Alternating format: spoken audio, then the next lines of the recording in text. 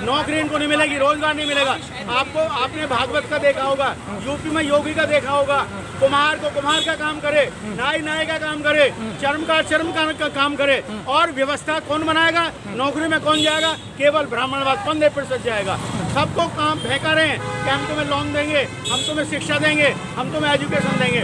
तो जितने भी एक कास्ट का लोग 75% 85% हैं, इनको उनके काम में घुसेड़ना चाहते हैं कि इनके वही काम में जाएं, अपने पुराने काम करें। तो इसलिए हमको समझना बहुत जरूरी है।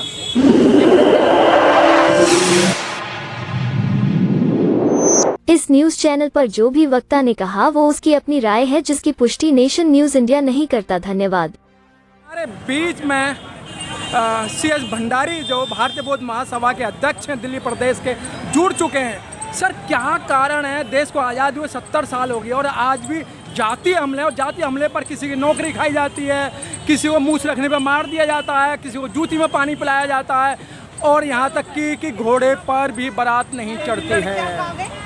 ये भाई हमारी गलती नहीं है, उनकी गलती नहीं है।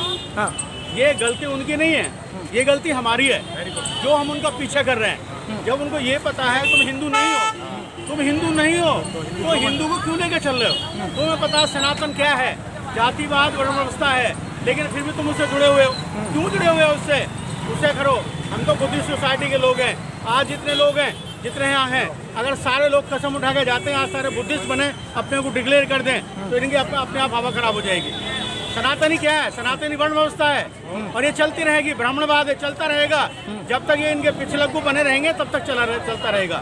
लेकिन एक भी आदमी ऐसा नहीं है जो दिवाली ना मनाए, एक भी आदमी ऐसा नहीं है जो होली ना मनाए, एक भी आदमी में ऐसा नहीं है जो उसकी बात ना करे, दुर्गे की बात, देवी देवताओं की बात ना करे। जब तक ये दुर्गे देवी देवताओं की बात होती रहेगी, इन पर अत्याचार होते रहेंगे और आए भी होते हैं।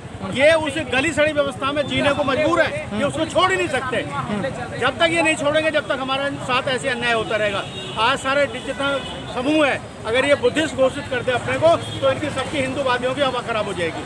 हमारा तो यही उद्देश्य है कि सब बुद्धिस्ट बनो, जनगणना में सब बुद्धिस्ट लिखाओ, फिर देखो क्या होता है। लेकिन सर, अब तो बिहार के आंकड़े भी आगे हैं और उससे सरकार तिरमिला रही है। सरकार इसलिए तिरमिला रही है कि जो 15% लोग हैं वो देश की व्यवस्था पे हावी हैं, और जो 85% लोग हैं वो ना देश में हैं, ना सेक्रेटरी हैं, ना डॉक्टर हैं, ना कुछ हैं। उनके हाथ में सत्ता ही नहीं है 85% लोगों के। जब बिहार में जनगणना इसीलिए हुई है कि 15% लोग ऐसे हैं जिनमें सब पे कब्जा है, सारी व्यवस्था पे कब्जा है, सारी संपत्ति पे कब्जा है।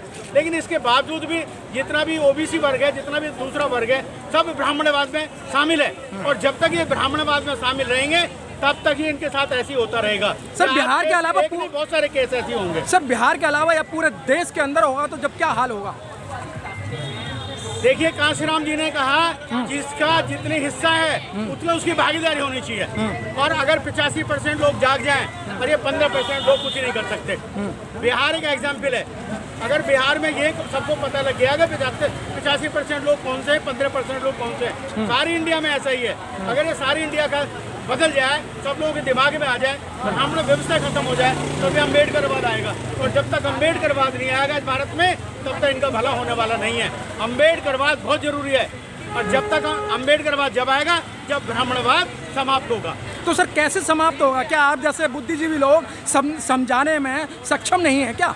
भाई समझाते हैं, लेकिन अभी इन लोगों के डर से जो गुलामी है ना, एक गुलामी जो गुलामी है ब्राह्मणवाद की, वो गुलामी नहीं निकल पा रही है।